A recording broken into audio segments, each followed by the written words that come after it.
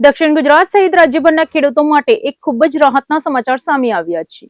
ચોમાસું લંબાતા પાકને બચાવવા માટે ખેડૂત અગ્રણી જયેશ પટેલની રજૂઆત બાદ હવે રાજ્ય સરકાર ખેતી માટે રોજના 10 કલાક વીજળી આપવાનો નિર્ણય લીધો છે। ચાલુ વર્ષે ચોમાસું લાંબા સમય સુધી ખેંચાતા અને વરસાદ ન પડવાના કારણે સમગ્ર દક્ષિણ ગુજરાતના ખેડૂતોમાં પોતાના કિંમતી પાકને લઈને ભારે ચિંતાનું વાતાવરણ સર્જાયું હતું। ખેડૂતોની આ મુશ્કેલીને સમજીને રાજ્ય સરકારે હવે કૃષિ ક્ષેત્ર એક અત્યંત મહત્વપૂર્ણ અને ઐતિહાસિક નિર્ણય લીધો છે। દક્ષિણ ગુજરાતના મુખ્ય પાક ગણાતા ડાંગર, શેરડી તેમજ બાગાયતી પાકોને પૂરતા પ્રમાણમાં પાણી ન મળવાને કારણે કરોડો રૂપિયાનું નુકસાન થવાની ભીતિ સેવાઈ રહી હતી। ખેડૂતોની આ વિકટ પરિસ્થિતિને ધ્યાનમાં લઈને જાણીતા ખેડૂત અને સહકારી અગ્રણી જયેશભાઈ એન પટેલ દ્વારા ગાંધીનગર ખાતે રાજ્ય સરકાર સમક્ષ રૂબરૂમાં એક મજબૂત અને સચોટ રજૂઆત કરવામાં આવી હતી, જેમાં તેમણે ખેડૂતોના પાકને બચાવવા વીજ પુરવઠો વધારવાની માંગ કરી હતી। ખેડૂત અગ્રણીની આ રજૂઆતને પગલે રાજ્ય સરકારે તાત્કાલિક સંવેદનશીલ અભિગમ અપનાવ્યો હતો। રાજ્યમાં ચોમાસાની વર્તમાન નબળી પરિસ્થિતિને ગંભીરતાથી ધ્યાનમાં રાખીને કૃષિ વિષયક વીજ ફીડરોમાં આપવામાં આવતા વીજ પુરવઠાના કલાકોમાં તાત્કાલિક અસરથી વધારો કરવાનો સરકારે કૃષિકારોના હિતમાં મોટો નિર્ણય કર્યો હતો। સરકારના નવા નિર્ણય અનુસાર અગાઉ ખેડૂતોને પોતાના ખેતરોમાં પિયત કરવા માટે રોજના માત્ર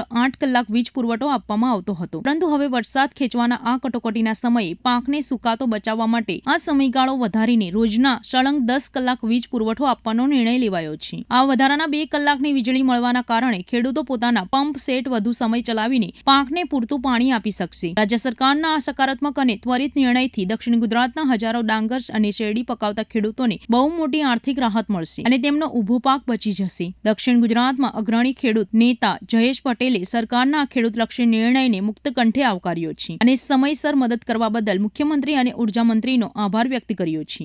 જય જલાલ ખેડૂત આગેવાન, આ વર્ષે વરસાદ ખેંચાયો છે, એને કારણે ખેડૂત ચિંતાતુર છે।